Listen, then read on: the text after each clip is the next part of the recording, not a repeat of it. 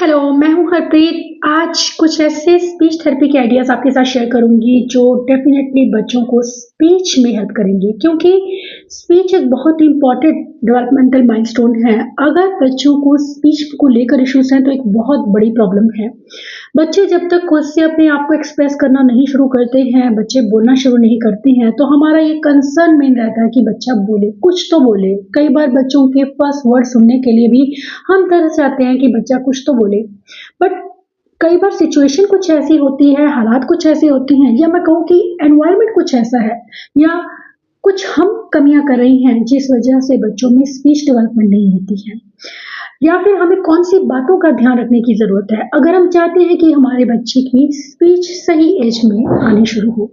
Speech development के लिए बहुत सी चीज़ों का कंट्रीब्यूशन होता है, उसमें सबसे पहला रोल होता है लिसनिंग का।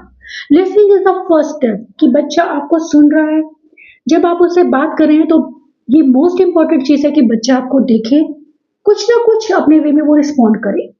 ये एक चीज़ बच्चों को आपके साथ में उसका कनेक्शन बनाती हैं, बच्चे आपको सुनना शुरू करते हैं, जिसे हम कम्युनिकेशन का पहला फर्स्ट स्टेप कहते हैं। पिंक दे दो। पिंक पिंक पिंक कहाँ पे देखो, कहाँ है पिंक? वेरी इसका मतलब उसने आपकी बात को सुना, प्रोसेस किया और उसने आपको वो चीज़ दी। तो ये एक चीज़ भी ऑटिज़्म है अगर बच्चे को तो मिसिंग रहती है क्योंकि मुझे कौन-सी चीज़ देनी है। इनफैक्ट कई बार देने का मतलब भी बच्चे नहीं समझते हैं। तो लिसनिंग पर हमें सबसे पहले काम करना है कि बच्चा हमारी बात को सुने और हमारी बात को माने। क्योंकि जो कमांड फॉलोइंग है, ये हमारा फर्स्ट स्टेप होता है कि हम बच्चे के कमांड फॉलोइंग के साथ में उसकी लिसनिंग पर काम करके हम बच्चों उनके कॉग्निशन को, उनकी अंडरस्टैंडिंग को बहुत इम्प्रूव कर सकते हैं। ग्लास। ग्लास में क्या करते हैं? पानी पीते हैं। स्पून, स्पून से क्या करते हैं? और ये चीज़ हमें जब करनी है, जब लिसनिंग की बात आती है तो एक बार कुछ ऐसी गलतियाँ हम कर देते हैं कि हम बच्चे को ऐसे ही बुलाते रहते हैं। बच्चे के हाथ में टॉय है, हम उसे बुला रहे हैं, देखो इधर देखो, बच्चा टॉय में बिज़ी है, वो सुनकर भी आपको अनसुना कर रहा है। क्योंकि बच्चे के हाथ में एक ज़्यादा रिइंफोर्सिंग चीज़ है आपके मुकाबले, बच्चा उसके साथ खेल रहा है। तो ये हमें बिल्कुल गलती नहीं करनी है। एनवायरनमेंट को डिक्लटर कीजिए, कोई टॉय बच्चे के पास नहीं होना चाहिए, कोई चीज़ नहीं होनी चाहिए। इनफैक्ट आपके पास कोई चीज़ ज़रूर होनी चाहिए, जिससे कि बच्चा आपको अटेंशन दे।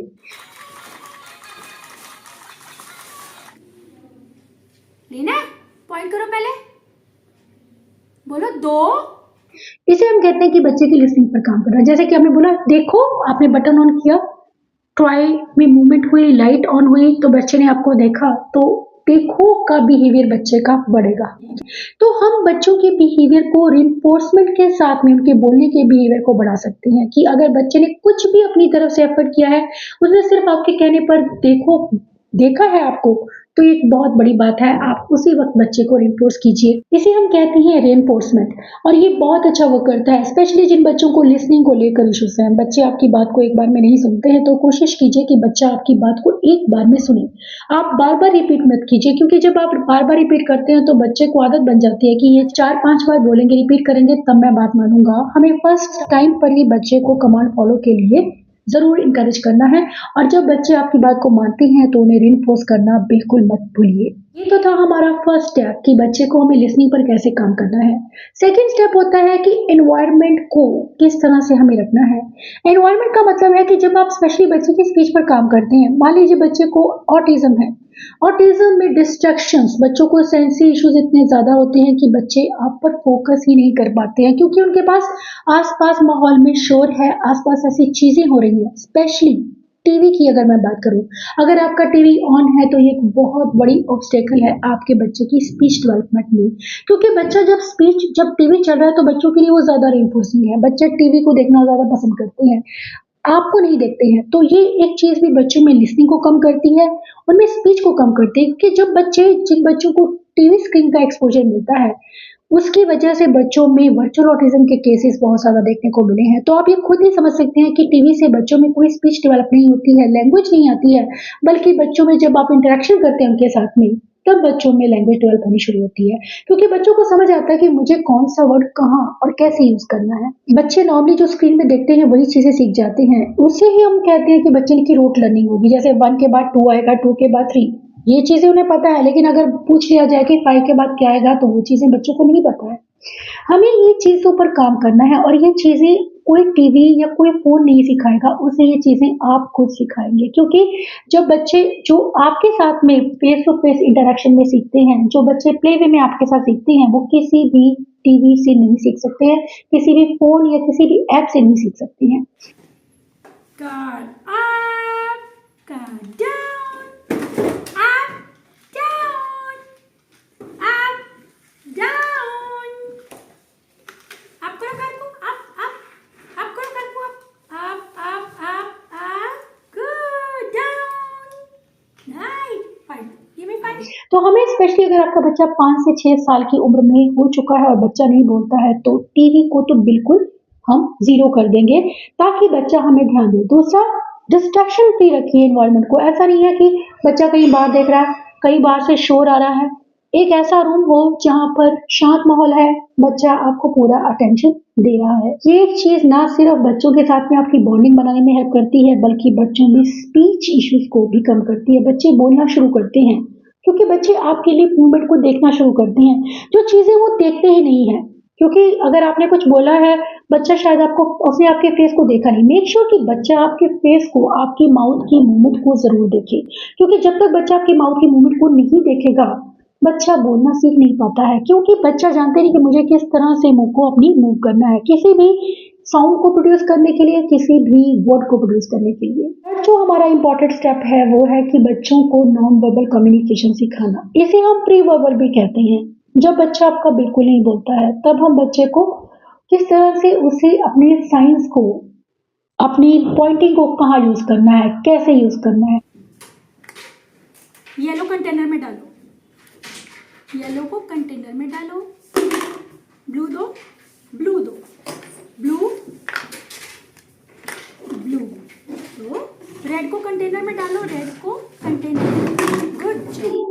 यस और नो की ही मैं बात करूँ, तो अगर आपका बच्चा सिंपली इस तरह से बोल रहा है, अगर यस नहीं भी बोल रहा है, तो बच्चा आपका इस तरह से सीधे ला रहा है यस में, यस बोल रहा है, तो ये बहुत बड़ी चीज़ है।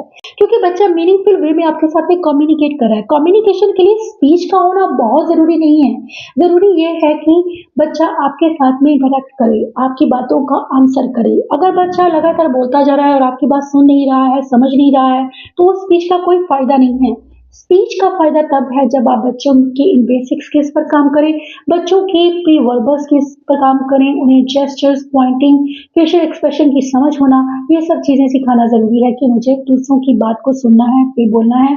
नोज कहाँ पे है? Nose, mouth, mouth. ये सब चीज़ें हम तभी सिखा सकते हैं बच्चों को, जब हम बच्चों की रिसेप्टिव लैंग्वेज पर काम करते हैं, उनकी वोकैब्युलरी पर काम करते हैं। बच्चों में वोकैब्युलरी को ज़्यादा से ज़्यादा उन्हें वर्ड्स इंट्रोड्यूस करते जाइए, इससे बच्चों में वोकैब्युलरी बननी शुरू हो जाती है। दिख रहा है आपको ईयर्स? कहाँ है? पॉइंट करो।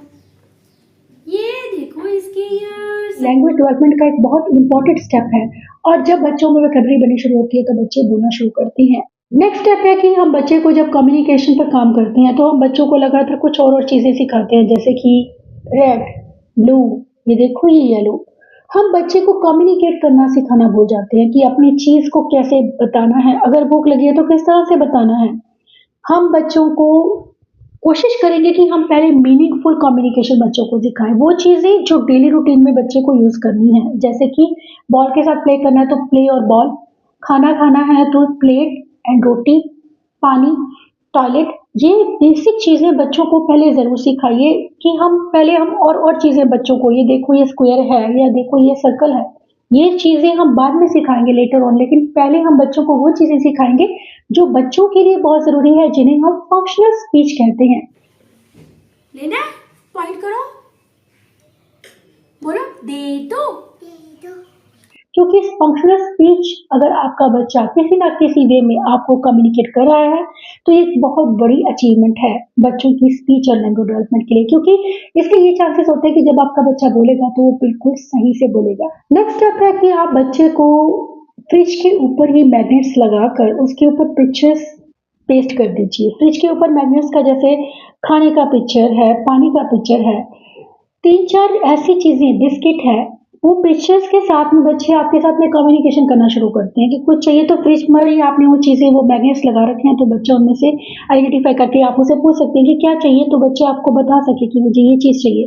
चाहे बच्चा आपका नॉन वर्बल है लेकिन वो सीख जाएगा, क्योंकि आप उस चीज़ का नाम 3 बार ज़रूर बोलेंगे जब बच्चे ने एक चीज़ को टच कर लिया है।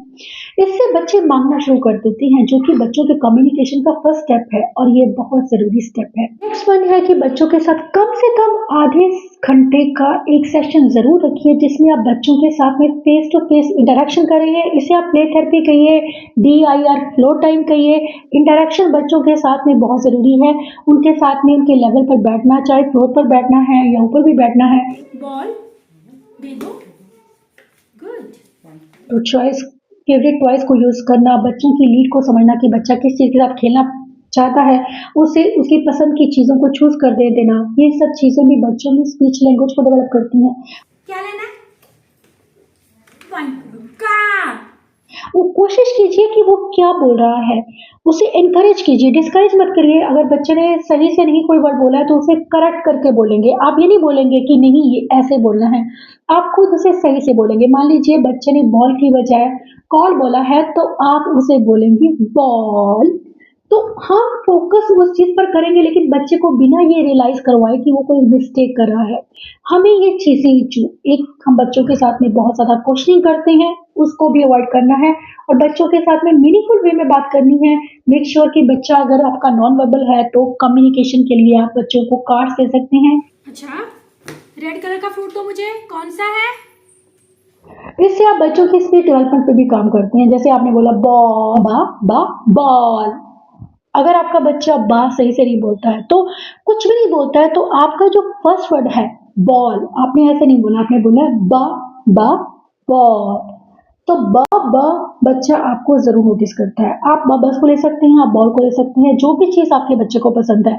बबल्स के साथ में एक ये एडवांटेज रहता है कि बच्चे ब्लो करना सीखते हैं, जो कि ओरल मोटर एक्सरसाइज है बच्चों में स्पीच डेवलपमेंट के लिए। बहुत ज़रूरी है बच्चों की ओरल मोटर एक्सरसाइजेज, उनके टंग मूवमेंट की बात करूँ, उनके लिप मूवमेंट की बात करनी है, या फेस जो है उसे किस तरह से अपना मूव करना है, बनाना है, माउथ मूवमेंट उसकी क्या रहेंगी। इसके लिए बहुत ज़रूरी है कि आप बच्चों को जब आ फिंगर के साथ में ई, इस तरह से जब आप फिंगर्स लगाते हैं तो बच्चे आपके फेस को ज़रूर नोटिस करते हैं। तो ये एक चीज़ भी आपको बच्चों में साउंड प्रोड्यूस करने में आपको हेल्प करती है। इसके साथ ही अगर आपका बच्चा चीज़ों को टॉयज़ के साथ में उनके नाम बुलवाना या फ्लैश कार्ड्स के साथ में उसकी डेली रूटीन जो फ़ैमिलियर चीज़ें हैं, जैसे कॉम्ब है, टूथब्रश है, सोप है, प्लेट है, चम्मच है, इन चीज़ों की उसको रिकॉग्निशन करवाना बहुत ज़रूरी है, क्योंकि बच्चा डेली उन्हें यूज़ कर रहा है। धीरे-धीरे बच्चे को अगर आप पूछते हैं कि ये क्या है, आपने उसको पहले बता दिया कि कॉम है, तो चांसेस होते हैं कि बच्चा उसे बोले। आप उसे बोल सकते हैं कॉम। उसके रिस्पॉन्स की थोड़ी-सी वेट ज़रूर कीजिए जब आपने पूछा है, क्योंकि कई बार हम रिस्पॉन्स की वेट नहीं करते हैं, फटाफट से बोल देते हैं, तो वो चीज़ हमें नहीं करनी है, वो गलती नहीं करनी है। हमें बच्चे की थोड़ी देर वेट करनी है, कि बच्चे को कई बार प्रोसेसिंग में भी टाइम लगता है, तो हम वेट करेंगे और अगर बच्चे ने जवाब दे दिया है, आंसर कर दिया, तो बहुत अच्छी बात है, आप उसे एनकरेज करेंगे, आप उसे रिइंफोर्स करेंगे। अगर बच्चा नहीं बोला है तो आप खुद बोल सकते हैं। इसके बाद बच्चों को स्ट्रॉ के साथ में भी आप बच्चों की स्पीच डेवलपमेंट पर काम कर सकते हैं। सिर्फ ओरल मोटर एक्सरसाइजेज नहीं, आप बच्चों को स्पीच के लिए आप बच्चों को स्ट्रॉ दीजिए। स्ट्रॉ से हमारा मतलब सिर्फ ये नहीं है कि बच्चे को हमने एप्पल जूस दे दिया या बच्चे को पानी पीने के लिए दे दिया या मिल्क दे दिया। जितनी ज़्यादा आप सेमी सॉलिड चीज़ें बच्चों को देते हैं, जैसे कि मिल्क शेक देना या मैंगो शेक देना या फिर खीर देना जो कि पतली है, वो चीज़ें जब हम बच्चे को देते हैं तो उसमें बच्चे को और ज़्यादा फोर्स की ज़रूरत होती है। तो ऐसी एक्सरसाइजेज भी बच्चों में उनके ओरल मोटर सिस्टम को स्टिमुलेट करती हैं, उनमें माउथिंग और ओरल हिस को कम करती हैं और बच्चों में स्पीच डेवलपमेंट में हेल्प करती हैं। इसके साथ ही आप बच्चों के लिए कुछ, अगर आपका बच्चा नॉर्मल स्ट्रॉ के साथ में पी लेता है तो उसे कुछ कर्ली वेवी आप स्ट्रॉ दे सकते हैं। ये चीज़ें बहुत हेल्प करती हैं, या फिर बच्चों के साथ में कुछ ऐसे एक्सरसाइजेज जैसे कि कॉटन बॉल को उठाना उसे एक बॉटल में डालना, आपने 4-5 कॉटन बॉल्स रख दी हैं, बच्चे को स्ट्रॉ के साथ उठाने के लिए बोलिए और उसे एक बॉटल में डालने के लिए बोलिए। ये एक बहुत अच्छी एक्सरसाइज है। इम्पॉर्टेंट जो स्टेप है वो है कि कम्युनिकेशन की ज़्यादा से ज़्यादा अपॉर्चुनिटीज़ देना। बच्चे को जितना आप कम्युनिकेशन की अपॉर्चुनिटीज़ दें, क्योंकि कई बार होता है कि बच्चा बोलता नहीं है, हम उसके सामने खाना रख रहे हैं, हम एंटीसिपेट कर लेते हैं उनकी नीड्स को कि चलो पानी उसको चाहिए, चलो पानी रख दिया। बच्चे को मांगने की ज़रूरत ही महसूस नहीं हुई है। तो इसे हम कहते हैं कि बच्चे को ज़्यादा से ज़्यादा अपॉर्चुनिटीज़ दीजिए। आपको पता है कि आपके बच्चे को भूख लगी है, आप प्लेट सामने रखिए, उसको मत दीजिए। कोशिश कीजिए वो देखता है, पहले वो आपको देखेगा जब उसे खाना चाहिए, तो वो हो सकता है आपको इशारा भी करे। अगर बच्चा इशारा भी करता है, बिल्कुल नहीं बोलता है, तो आप उसे दे सकते हैं, लेकिन साथ में आप बोलेंगे खाना, खाना, खाना। बच्चे के अंदर से वर्ड्स को निकालना इतना आसान नहीं है, लेकिन जब आप लगातार इन सब स्टेप्स को फॉलो करते हैं, तो डेफिनेटली आपके बच्चे बोलेंगे और उनकी स्पीच मीनिंगफुल होगी। ये वीडियो आपको ज़रूर हेल्प करेगा घर पर ही बच्चों की स्पीच को डेवलप करने में। Thanks for watching.